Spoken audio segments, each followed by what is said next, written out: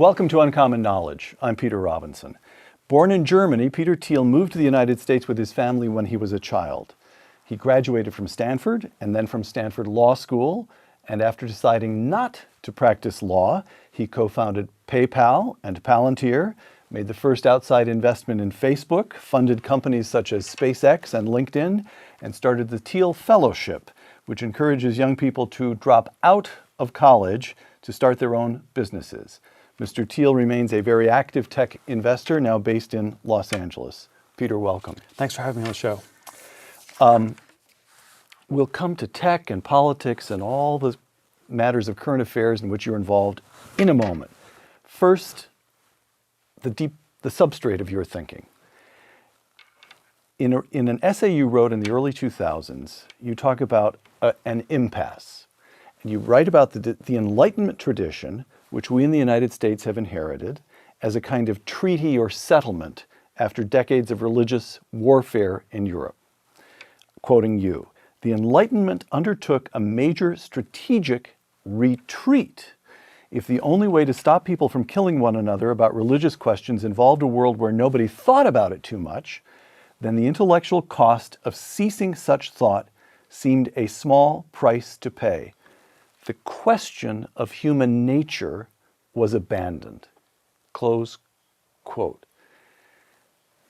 You're famous as a contrarian. There could be almost nothing more contrarian than saying that the Enlightenment represented a retreat.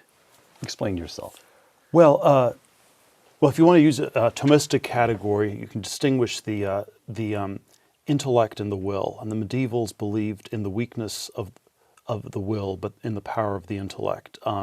And moderns tend to believe in the power of the will, but the weakness of the intellect. And so, or to use a slightly different metaphor, if you have an evangelical Christian Bible study, the outward-facing thing is that people are moral and that they're good Christians. The inward-facing thing is that you're sinful. And if you say, well, I'm in this Bible study, now I've figured out that I'm a really good person, you've somehow not quite gotten the message. Now, if you transpose this to a modern rationalist meetup, the outward-facing thing of modern rationalism is that you're more rational, better able to think through things than other people. You're one of the brights, as I think Dawkins liked to put it. The inward-facing thing is that you're not capable of thought, that it's basically your mind is full of spaghetti code. You can't believe how bad people are at thinking through things. And that's, I think, the sine qua non of sort of Enlightenment rationality at this point. And we see it in all sorts of forms. We do not trust people's ability to think through things at all anymore in the 21st century.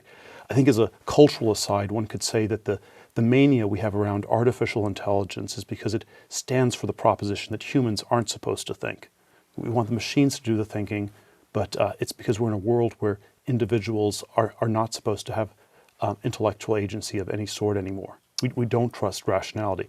We can maybe believe in the wisdom of crowds. We can believe in big data. Big data. We can believe in some sort of mechanistic process, but we don't believe in the mind. All right. You continue in your essay to write about the German legal scholar Carl Schmitt. Carl Schmitt has a checkered record. We better state that, but that's not what you're talking about here. You're talking about a particular point he makes. Schmitt offers, I'm quoting you again, Schmitt offers an alternative to all the thinkers of the Enlightenment. He concedes that there will never be any agreement on the most important things, on questions of religion and virtue and the nature of humanity. But Schmitt responds that it is a part of the human condition to be divided by such questions and to take sides. Politics is the field of battle in which that division takes place, in which humans are forced to choose between friends and enemies. Close quote. So the well-lived life, the truly human life, the fully human life, requires politics, and politics requires making choices and choosing sides, right? Well, that's putting words. That's what Schmitt would say. It's not necessarily what I would say. Okay. What I would say is that there is something about politics that's deeply adversarial, that's almost irreducibly adversarial. If you listen to a political speech, and this is the sense in which I think Schmitt is right, that if you listen to a political speech, the applause lines are never the positive ways, the positive things you're going to do. the applause lines are always how we're going to fight the other side, how we're going to unite against the other side, how terrible they are, and we're going to stop them, and that is kind of this dynamism of politics. And then as someone who's generally libertarian, I'm always very conflicted. I would like to live in a world that's less political, where there's less politics, but I would also like us to be honest about how terrible politics is. I suspect we can't avoid it altogether, but it's not a nice thing. Okay, so one more step in this piece of the impasse. That but I think we should always resist these sort of naive views of politics. That politics are just some sort of mechanistic process where we take a poll and we all get to some syrupy answer that everyone can agree with, and that's not what politics is about at all. Okay. I'm continuing to quote you from your essay. The world of entertainment represents the culmination of the shift away from politics.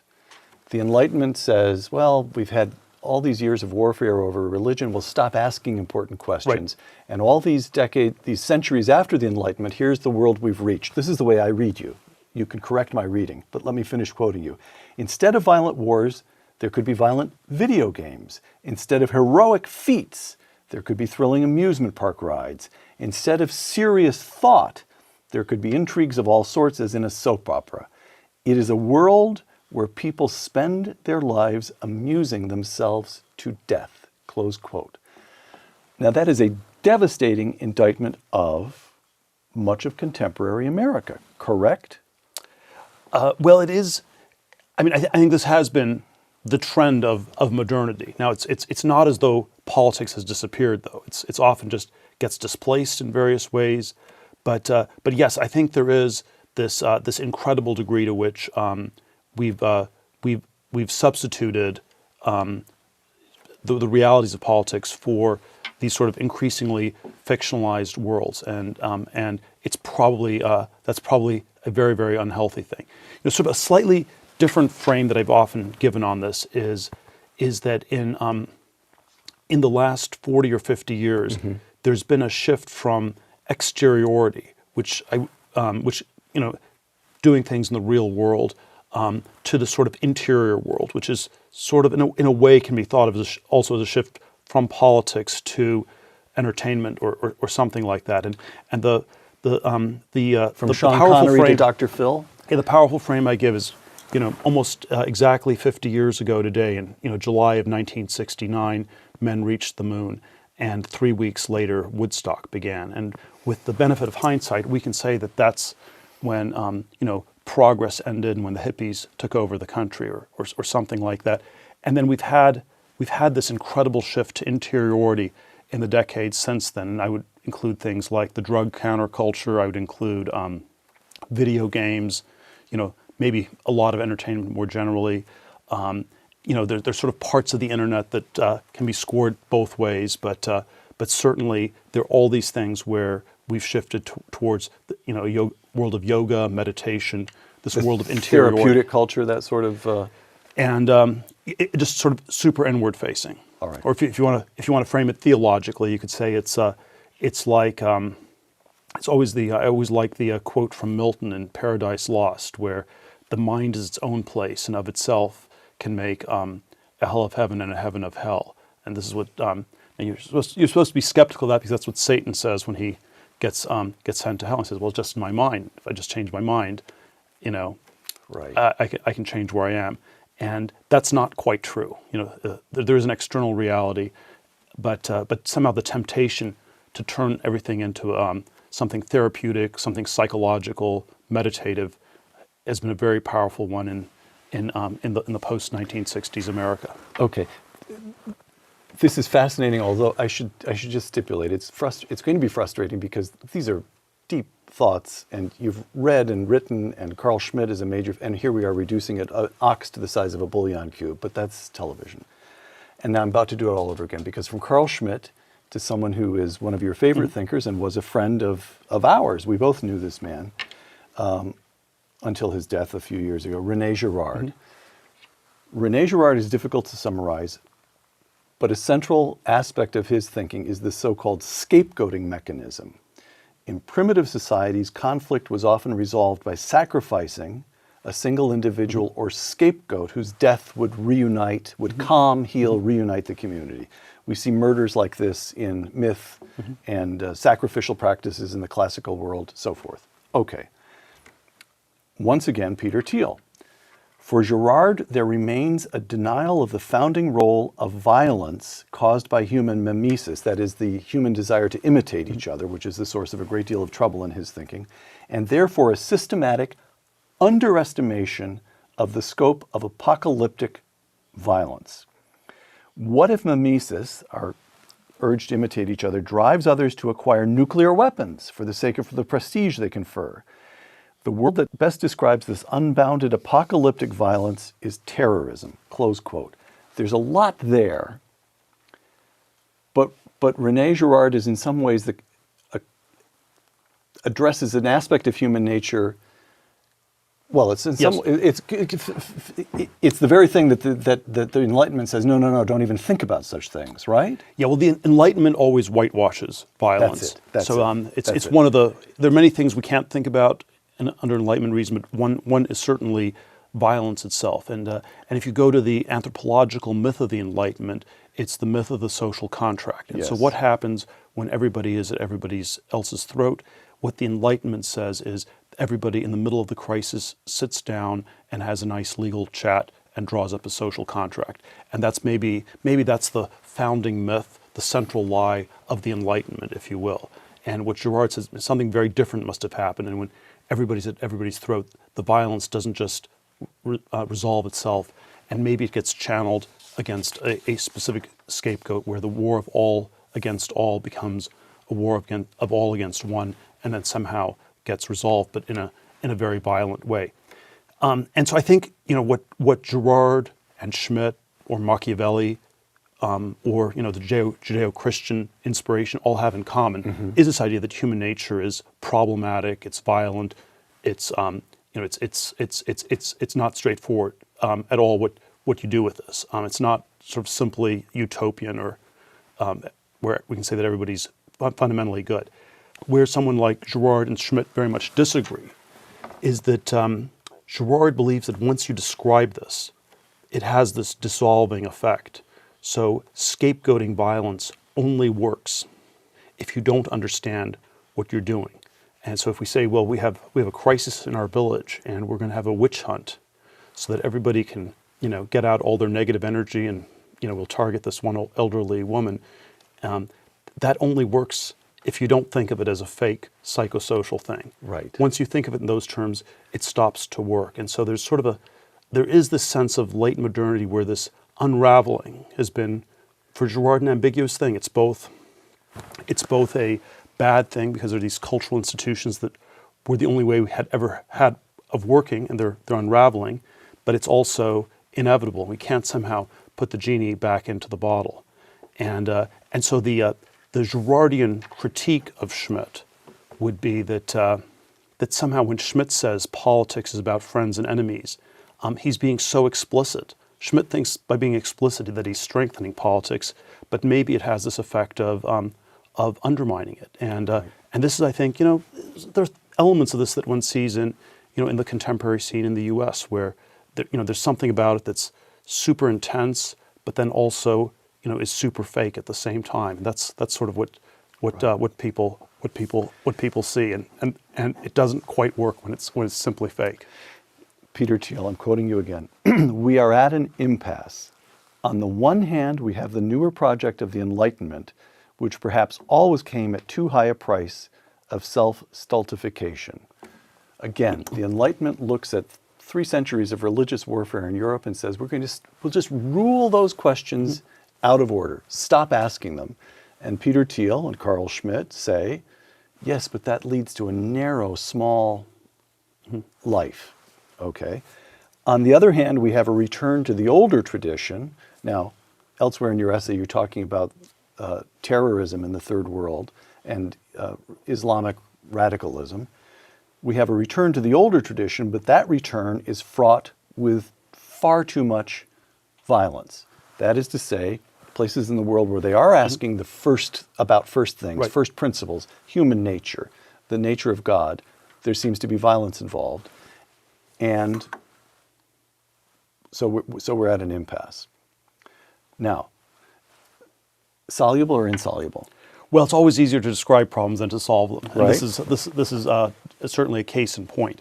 So so the impasse, if you frame this in more scientific or technological terms, the impasse is that the weapons we have, the technology is such that we could probably destroy the world many times over, and there's some point at which this sort of breaks down. Maybe World War I didn't make that much sense. People still thought it made sense pre-World War I. They still thought there was such a thing as a winnable war. Debatable in the cases of World War I and World War II, but certainly, by the time you get to, say, 1970 and you have enough nuclear weapons to destroy the world 20 times over, it just doesn't make any sense anymore. And I think I've spoken a lot in different contexts about the sort of technology stagnation that Yes, we've had yes. We'll come to in that the in a last moment. 50 years. But sort of one way to relate the tech stagnation to this theme is that it was just not motivated anymore. If you can think of the Manhattan Project, the Apollo space program, had military motivation.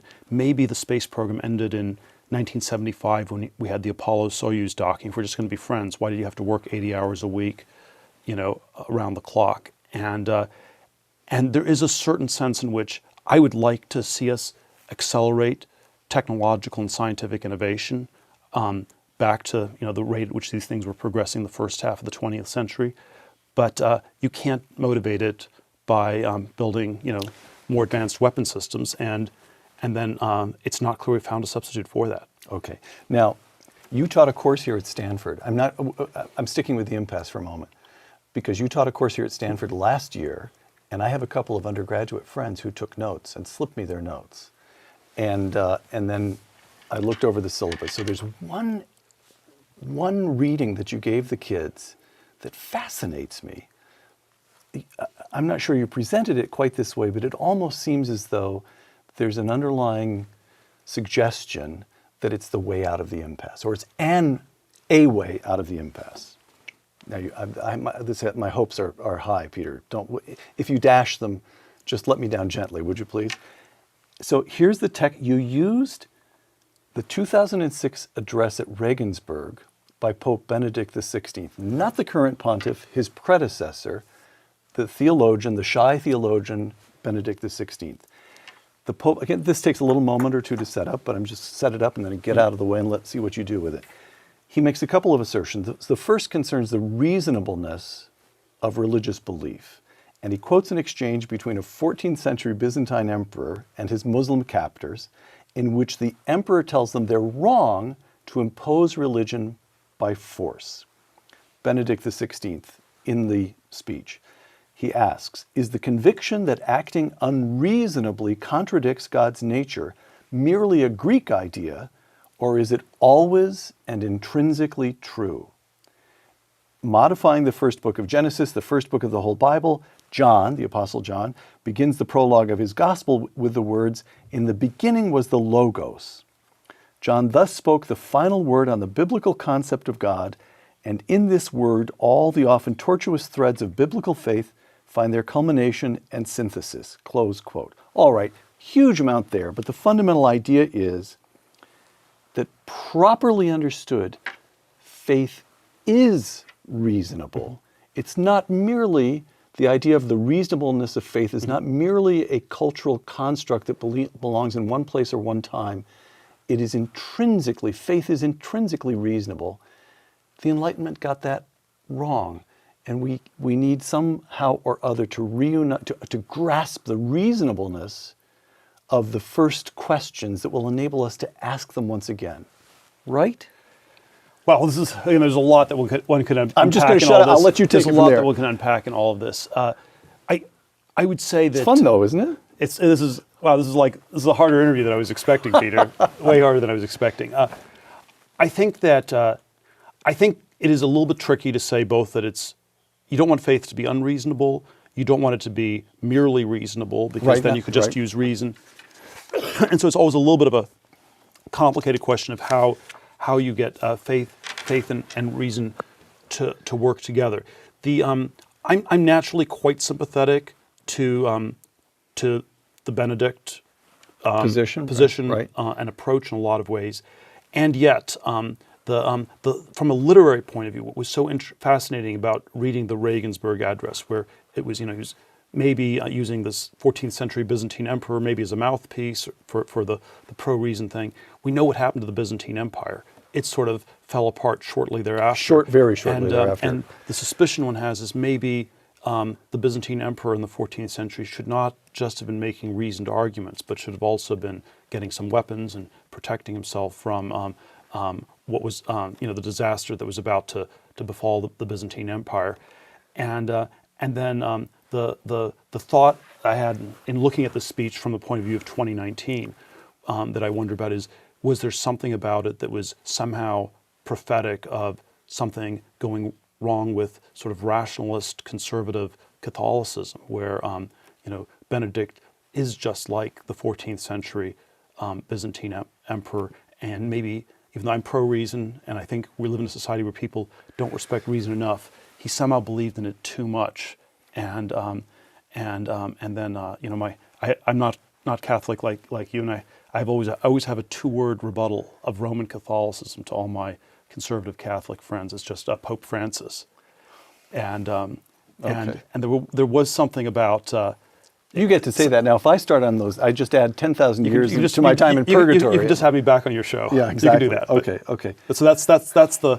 So it's a fascinating speech, but it can be unpacked on all these levels. So I read the Regensburg Address in your syllabus, and I thought, Peter's offering. Here's the way out of the impasse, and you're saying, no, not exactly. I take that as a warning. Place too much faith in the reasonableness of faith or in reasonableness itself, and 10 years later, everything you stood for will be wiped out. Well, I think we have to always try to go back to intellect, mind, rationality as core values, and there are ways in which we've gone too far from them. But at the same time, I also think there's something to be said for it can't be just interiority. We also should be, acting in our world. We should be, we shouldn't be in this sort of yoga, meditative, psychological retreat. And then there's sort of all these ways where science and technology, that were that were such a big driver of progress for centuries. There's so many parts of these that no longer feel positive to people, and that feel like a retreat. I'll give a Silicon Valley version of this. I was involved in the early 2000s in a lot of the futuristic AI initiatives. You invested in. There's a Singularity Institute. There were sort of all these groups, and it was, right. The basic premise was, AI is going to happen. It's going to be, if it happens, it's this very important. AI. Hold on. You better, just for viewers, you better explain. Give us a 2-sentence definition of AI. Yeah, it means all these different things, but the context in which they used it was sort of the science fiction version of AI. So super duper smart computers that can do anything, and they're going to be very powerful. So smart they'll seem like humans, or maybe even smarter than humans. Right. And it's very important whether or not they're friendly or unfriendly. And this was sort of an important problem that we needed to solve. And circa 2003, it felt like, okay, we don't know which way it's going to go, and we need to work on it. And if you had to score it circa 2019, it's far more pessimistic. And people now believe they know what's going to happen at the Singularity, that the AI is going to kill every human being on this planet. That's what people actually believe. And including you? Well, we can be skeptical how fast it happens, but no, that's the general zeitgeist, even in Silicon Valley. Okay. Even in Silicon Valley, right. Certainly, anyone who watches a science fiction movie believes that. Right. And your point is that this valley, which used to be bright and hopeful, has gone very dark. And so maybe if you're an AI researcher, you should be working on it very, very slowly, and you're going to be somewhat less motivated to work on it. And it has a very different sort of a feel to it. And so even this sort of fairly theoretical part of computer science, that's more in the world of bits than the world of atoms, has shifted into this much more apocalyptic direction where 2003, 2004 it was we need to move as fast as we can, and now it's sort of like the precautionary principle, and maybe we should be scared of our own shadow and just be very, very slow. And that's happened even in computer science, All right. which was one of the healthier fields still 20 years ago. All right. Contemporary politics, the issues of the day, China. What went wrong? Let me be a simple quotation here. The late economist and foreign policy analyst, my colleague here at the Hoover Institution, Harry Rowan. Harry Rowan, by the way, was a lovely, humane, highly intelligent man. I say that because I'm about to read a quotation from him that suggests he was just mistaken. He wasn't always mistaken. He wrote this in 1996. When will China become a democracy? The answer is around the year 2015. This prediction is based on China's steady and impressive economic growth, which in turn fits the pattern of the way in which freedom has grown in Asia and elsewhere in the world. Close quote. Economic growth was supposed to lead to democracy in China, and that wasn't madness. There was the example of South Korea. Mm-hmm. First they got rich, and then they became democratic. And of Taiwan, they got rich, and then they became democratic. And you could argue that the American foreign policy establishment has lost a quarter of a century expecting things to go right in China, and they haven't. How come? Well, I think these things are always somewhat overdetermined, but maybe if I had to come up with a simple mistake that people made was it was way too deterministic a view of history. There's nothing automatic about the way history can happen, and it's not that you get to $8,000 per capita GDP and you automatically become a democracy. These things can go in a lot of different directions. There's a great deal of contingency, and if I had to pick on you a little bit, Peter, here, it would be that there's that speech that you helped ghostwrite or write, right. Tear Down That Wall, Mr. Gorbachev. Yes. And it was effective. And the Berlin Wall came down in '89, and communism fell in Eastern Europe and in the Soviet Union. Stop there. But we can't stop there. We can't. because there were other people who paid attention to this, and there were people in China and East Asia who paid attention to this, and they drew some very different lessons. And the lesson they drew was that we have to make sure that we keep the Leninist part of the state running very strongly. We can have, you can have perestroika, you can have restructuring, but you can't have glasnost. And we're going to decouple them, and we're going to learn the opposite lesson because, you open things up just a little bit too much, and things fall apart. And I think for 28 years, I'd say at least '89 to 2017, we basically in the West read the events of '89 as that was inevitably going to happen in the East, and China read them. It's not going to happen because we're going to learn from history. We're going to make sure it doesn't happen here. And the exact same events were interpreted in different ways, and they were probably not going to happen because China wasn't going to let them. And we were oblivious to this because we were just so convinced of this determinacy of history. Right. The riff I always have on this is that 2017, 2018 is the year that Xi became president for life, and that's the year that Fukuyama's end of history definitively came to an end. But there are all these reasons you could have said. Right. There was a lot of evidence earlier that things were off. Okay. In your book, Zero to One, I'm quoting all kinds of things. At least I get high marks for doing my homework for you, Peter. The quotes are accurate. Okay. In your book, Zero to One, quote, China is the paradigmatic example of globalization. Its 20-year plan is to become like the United States is today, close quote. So China, this is another, I think, dated thought, but I'll let you tell me. China can only copy. It is incapable of genuine innovation on its own. And as long as the United States remains innovative, then we have the hope of remaining a step or two ahead of them. Yes? Yes, I agree with that, but I would read it a little bit differently. So I do think that the West is still far more innovative than China. But if you're only one or two steps ahead, that's not very much. And so if things are copied very quickly, then maybe you don't need to innovate at all. You can outsource all the very hard R&D work to the West. You have a lot of deadweight economic costs associated with that. And then if you can just steal all the IP, that might even be a more efficient way to innovate, and maybe you're 6 months behind, but you don't have to be behind that far. And so I think that's roughly the way to think of a lot of the contemporary sort of technology races. If there's innovation happening in AI, and I think most of the breakthroughs, or just about all the breakthroughs, I believe, have happened in the West, but they get transmitted to China within 6 to 12 months, and so that's the kind of dynamic we have. Margin for us. So yes, we're innovating, but it only gives you so much. Now you have said, actually this is something else I have in here, but I'm not going to take the time to go back and find it, that one of the, so I'll paraphrase you instead, one of the signal accomplishments of the Trump administration is causing everybody to rethink, to reevaluate China.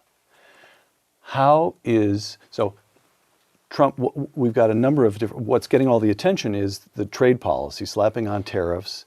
The Wall Street Journal takes one whack at him after another's, arguing that we're harming ourselves. Bob Zellick in the Journal this morning was arguing we're doing far more harm to ourselves and our own trading partners than we are to China.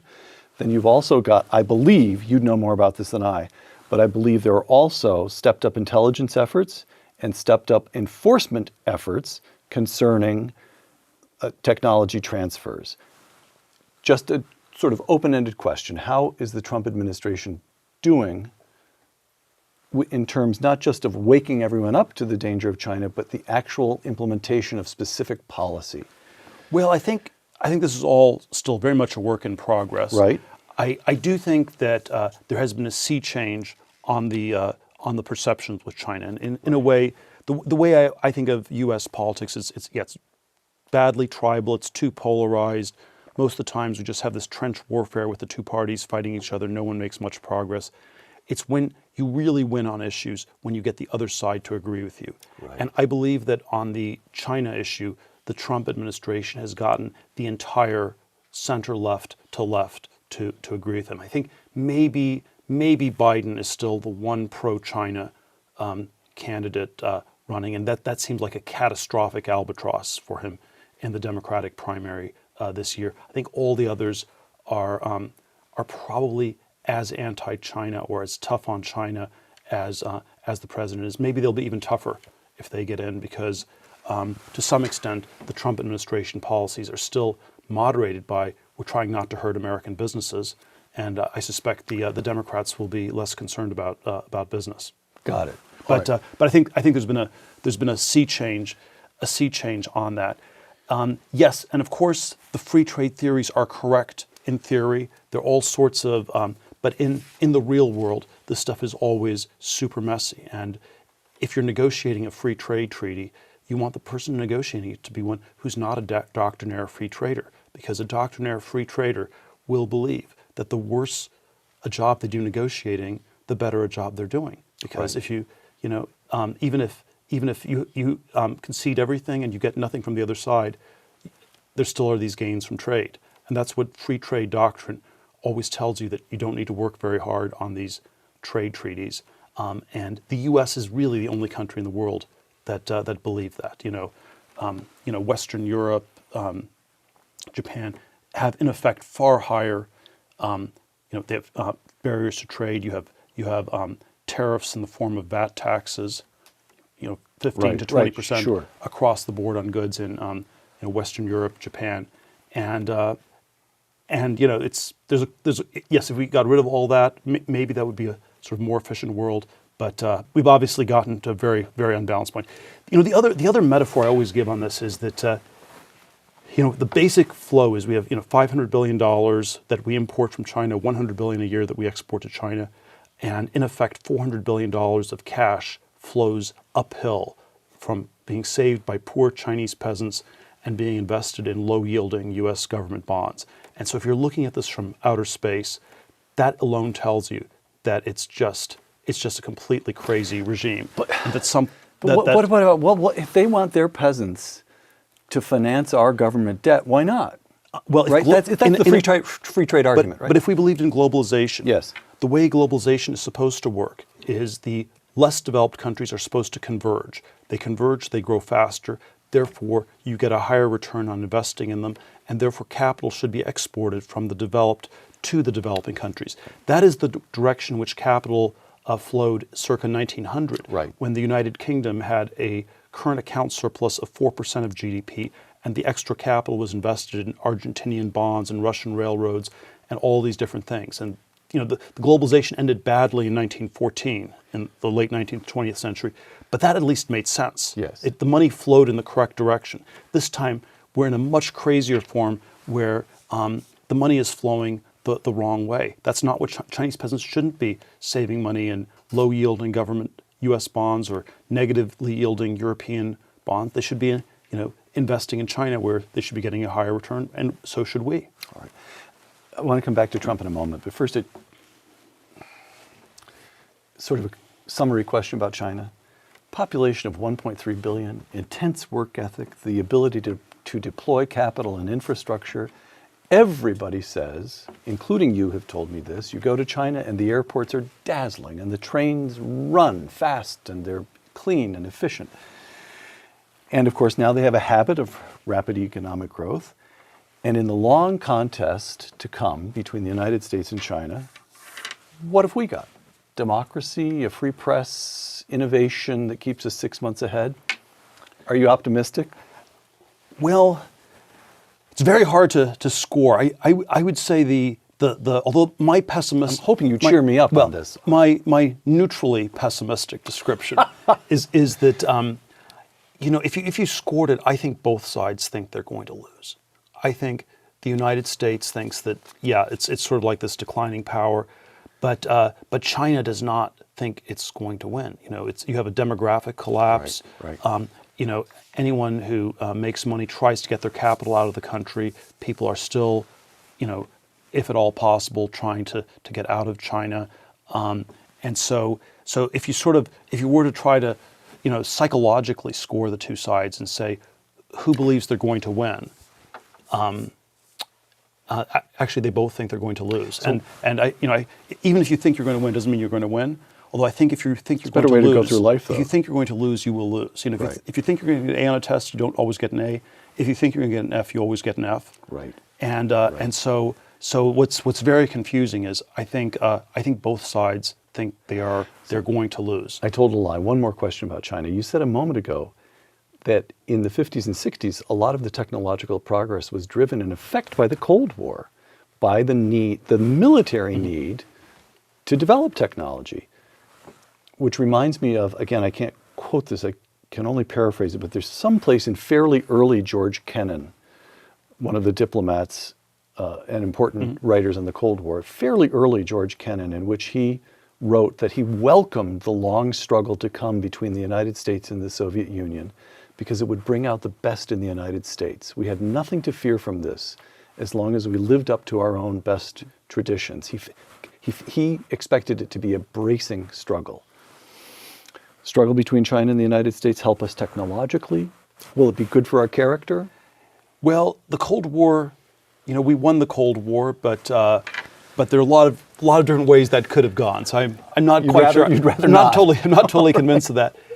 But I think, I think that the future version of I do think that the future that China represents is not a future that is particularly desirable.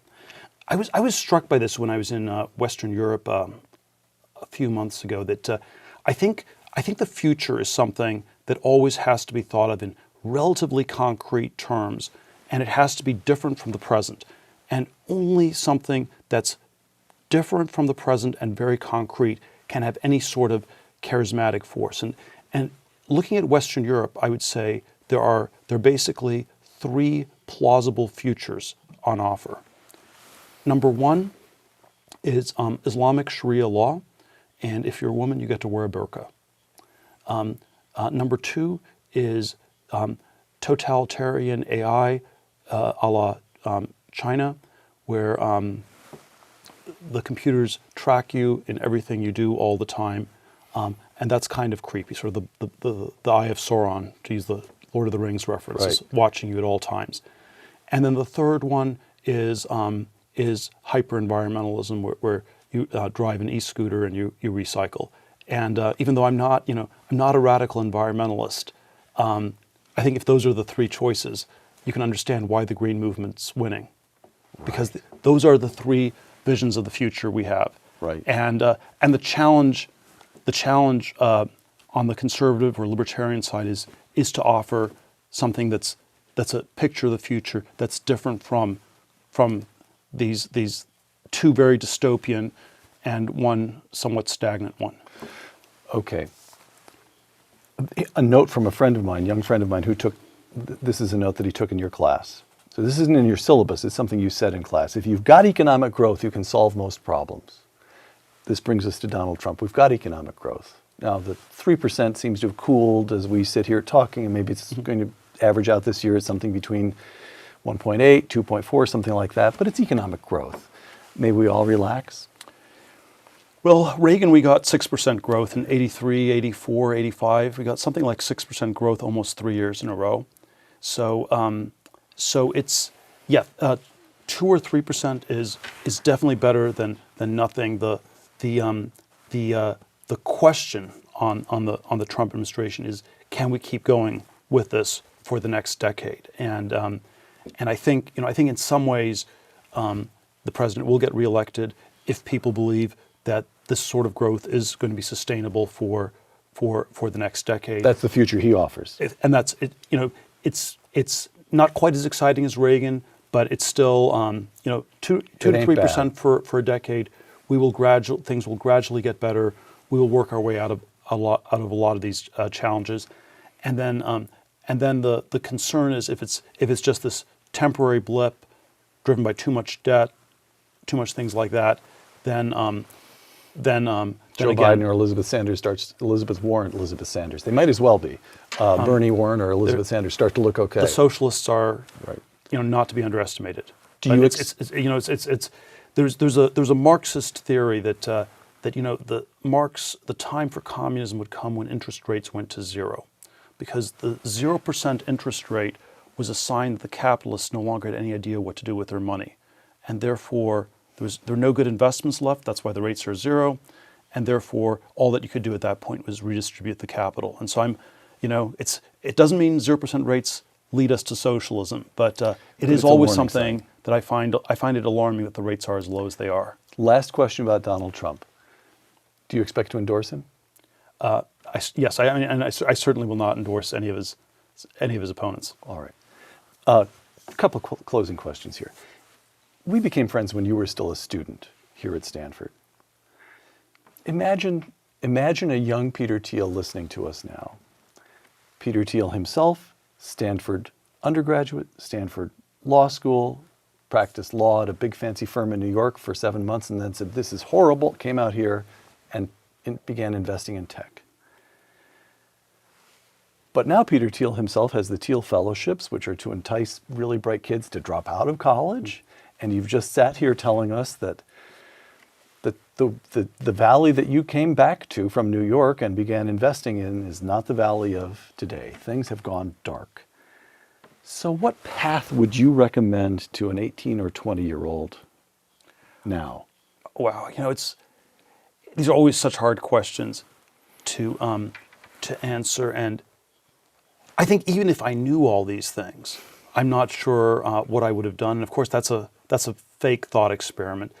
The question, looking back, would be when I graduated undergraduate in 1989. What are some different choices I would have done? And I think I should have the reasonable advice I'd give my former self from 30 years ago would be something like, just think a lot harder about the future. Don't think of education as a substitute for the future.